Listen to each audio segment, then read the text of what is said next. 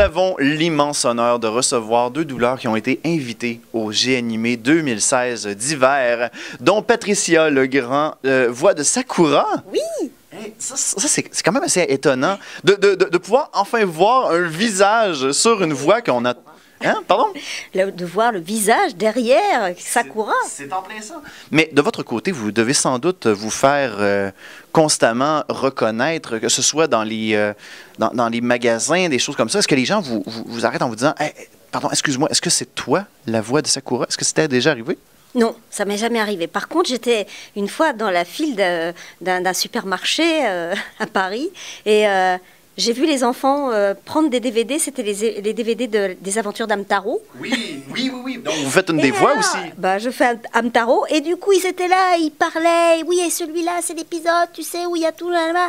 Et j'étais là, je me dis, mais je vais pas leur dire que c'est moi qui fais la voix d'Hamtaro parce que sinon ils vont regarder cette grande dame et ils vont dire...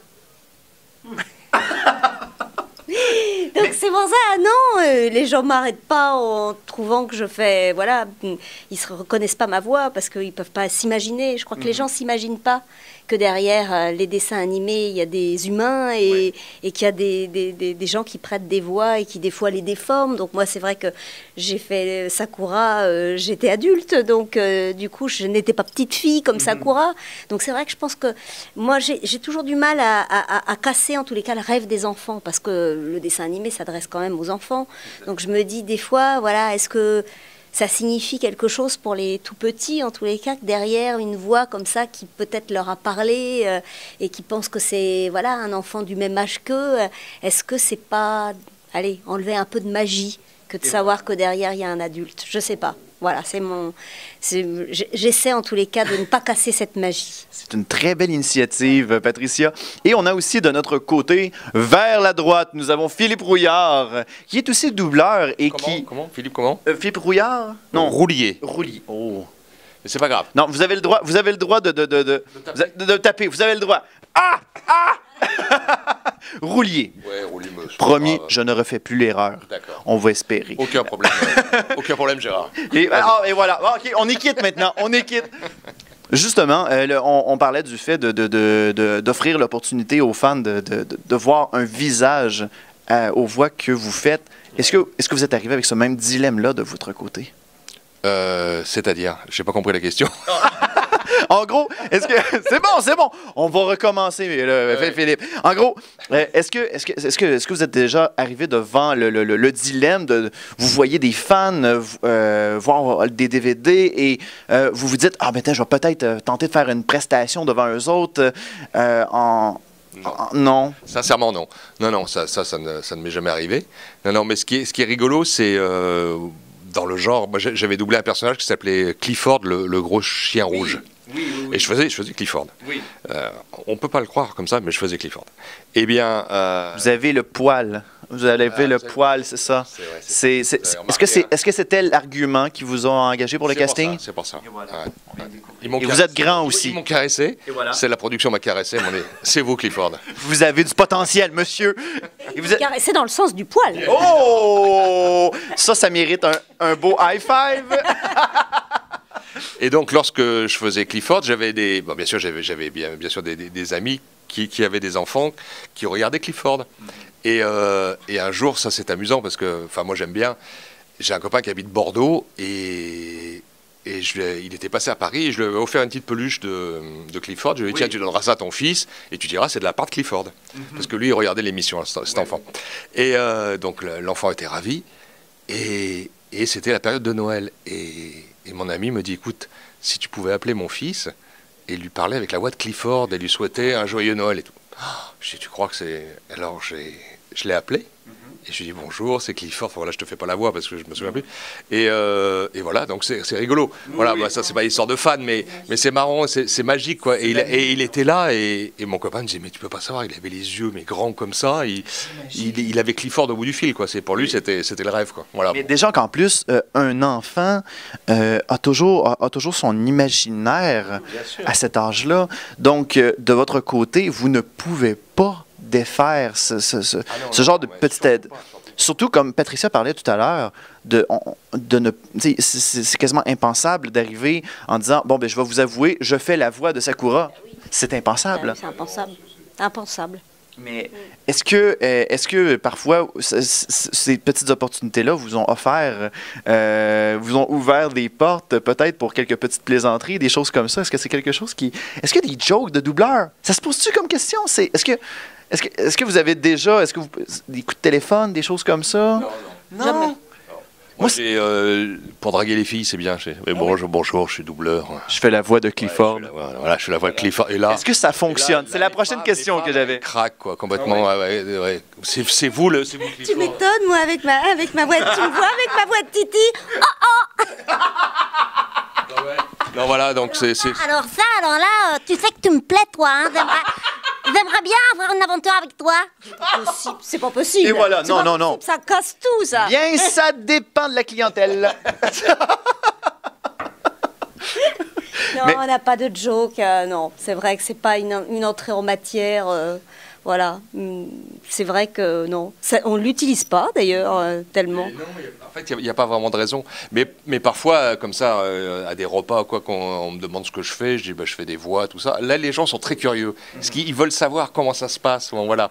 Mais c'est tout, quoi. C'est plus une curiosité que de se dire ah oui, t'es là. Puis souvent, ils ne reconnaissent pas en plus. Parce que l'image aide beaucoup. Hein, c'est vrai que je connais bien sûr des comédiens qui doublent des grosses vedettes, et quand je suis avec eux, je pense pas à la vedette qui doublent du moins. Donc et les gens pareil. Un jour j'ai un copain qui me dit ah ouais t'es ami avec Jack Bauer, Patrick Béthune qui double donc Jack Bauer dans 24 heures chrono. Oui. Hein. Et il me dit j'aimerais bien dîner avec lui, parce que ça serait super que je lui dise tiens passe-moi le sel, et puis il me passe, mais je te jure, hein, c'est pas des conneries. Et je dis bah ouais, ça te fait plaisir, bien sûr, on va faire un repas, donc j'ai organisé un repas chez moi. Mais c'était drôle, quoi. Il était content parce qu'il adorait cette série. Il a enfin pu passer le sel à la voix de Jack Bauer. Jack Bauer lui dit tiens, prends la salière. Il était là, ah ouais putain, il m'a donné la salière. Non mais c'est rigolo, hein, voilà. Oui. Voilà, bon, c'est des petites choses comme ça. Mais, c'est parfait. C'est rigolo, non? Et pour devenir doubleur, on a posé la question à Jackie Berger, à de nombreux doubleurs, et on aimerait avoir votre version des faits. Pour être doubleur, qu'est-ce que ça prend? Si on y va avec Patricia en premier. Il faut être acteur. Parce qu'il y a bien évidemment un potentiel de jeu qu'il faut mettre au service du film ou du film d'animation. Donc si on n'est pas acteur, on ne peut pas jouer. On peut lire la bande rythmo qui passe, et puis pour être synchrone. Mais si on ne donne pas le jeu que donne l'acteur à l'image, ça ne marche pas. Donc il faut effectivement une expérience de comédien aguerri qui puisse avoir justement dépassé tous les problèmes techniques, parce que c'est vrai que le doublage, c'est de la technique, et que si on n'est pas en tous les cas aguerri à cette technique, on n'arrive pas, quoi. Donc voilà. Alors Philippe, qu'est-ce que... Oui, Philippe, quelque chose à rajouter? Non, je rejoins bien sûr Patricia, mais Patricia, comme moi, on a beaucoup fait de théâtre avant de faire du doublage. Moi, j'ai fait quasiment 15 ans de théâtre. Après, je suis venu au doublage un petit peu par hasard, comme ça. Bon, voilà. Mais c'est vrai que, voilà, on est avant tout des acteurs. Moi, je me suis pas réveillé à 18 ans en disant, tiens, aujourd'hui, je vais faire du doublage. Et non. Non, j'ai fait mon métier d'acteur, j'ai fait du théâtre, de la télévision, du cinéma, etc. Et puis un jour, le hasard a fait que je suis arrivé à faire de la voix. Mais heureusement que j'avais cette expérience avant. Là, il y a beaucoup de gens pensent qu'on peut arriver comme ça du jour au lendemain parce que c'est diffusé dans les médias. On voit des acteurs chevronnés faire ça, et on a l'impression que c'est facile. Mais non, c'est un vrai métier. Il faut une technique, il faut respirer, puis il faut savoir jouer, puis il faut comprendre les indications du directeur artistique. Vous vivez maintenant du doublage. Est-ce qu'on peut parler de futurs projets qui sont en cours? Est-ce que vous êtes toujours sur la map de votre côté, si on y va avec Philippe? Oui, là, avec Patricia, on vient de finir. J'ai eu la direction d'une nouvelle série, un manga, qui s'appelle Seven Deadly Sins. Et j'ai retrouvé Patricia sur cette série parce que la comédienne qui doublait Sakura double un personnage dans Seven Deadly Sins, qui est maintenant un cochon. personne n'est parfait. Et, et donc, c'était amusant de reprendre Patricia, qui a repris la voix de cette japonaise. Donc, c'était marrant. Voilà. Puis sinon, bien sûr, j'ai d'autres projets à venir. J'ai des séries pour MTV, une pour Netflix aussi. Enfin bon, il y a plein de choses. Mais encore des dessins animés. Parce que, bon, entre guillemets, voilà, on me confie beaucoup ça parce que d'une part j'aime ça et puis je crois que je le fais bien, donc les gens sont contents. En plus, le résultat résulte aussi de votre passion pour le doublage, pour la direction. Absolument, absolument. J'imagine aussi que le fait on va s'en aller vers cette direction-là, le fait de diriger, parce que vous faites de la direction, oui. Le fait de faire la direction, est-ce que ça amène un certain fardeau au niveau du projet? Est-ce que parfois vous vous êtes levé en vous disant « Ah non, pas cette fois-ci c'était l'équipe » ou est-ce que ça amène un certain stress? Est-ce que ça amène un certain poids en tant que tel? C'est pas un stress ou c'est une responsabilité. C'est beaucoup de travail. Parce qu'il y a beaucoup de travail en amont, il faut visionner les programmes, etc., faire un casting, voilà. Après, avoir l'accord de la chaîne, ou là par exemple de MTV ou Netflix, il faut avoir leur accord. Donc ça, c'est stressant, parce qu'on se dit, bon, est-ce que j'ai fait le bon casting et tout ça? Puis une fois que c'est accepté, après, comme je travaille plutôt avec des gens que j'aime, on va dire que c'est une petite famille que j'aime bien, enfin une grande famille, parce que bien sûr il y a beaucoup de comédiens, mais bon, c'est plutôt des gens avec qui je m'entends bien, donc c'est pas un fardeau. Mais c'est vrai qu'au départ, il y a un travail où on est vraiment obligé de s'atteler à ce travail et de le faire consciencieusement. Après, une fois qu'on est sur le plateau, à partir du moment où le casting est bien, les choses roulent, quoi. Voilà, ça foire quand il y a une erreur de casting. Voilà. Est-ce que c'est avec Philippe Roulier, ça roule. Ça roule. Ouh! Nouveau slogan. C'est bon, ça. Hein? On vient de trouver quelque chose. Je vous en avais pas fait encore de high five à vous. Je me suis dit, je vais équilibrer. Mais, pour le fun, question. Bougez-vous les oreilles, Philippe. Bougez-vous les oreilles. Ouais. Est-ce que c'est plaisant de travailler avec Philippe? Mais oui, c'est plaisant. D'abord parce qu'on rigole tout le temps. Ben oui! C'est ça qui est plaisant. Et puis du coup, on est quand même toujours sur des programmes hyper plaisants. Quand c'est de l'animation, de toute façon, c'est du plaisir. Et c'est important de garder cette notion du plaisir. Parce que si nous, on l'a en enregistrement, le téléspectateur l'a forcément quand il est devant le programme. Donc ça, c'est quelque chose... Enfin, moi, je milite beaucoup pour qu'on garde cette notion-là. C'est vrai qu'on demande de travailler de plus en plus rapidement, pas pour des raisons budgétaires ou autres et tout. Mais il faut quand même, à la base, garder cette notion de plaisir. Parce que c'est des métiers où si on ne l'a pas, ça se sent tout de suite, quoi. Oui.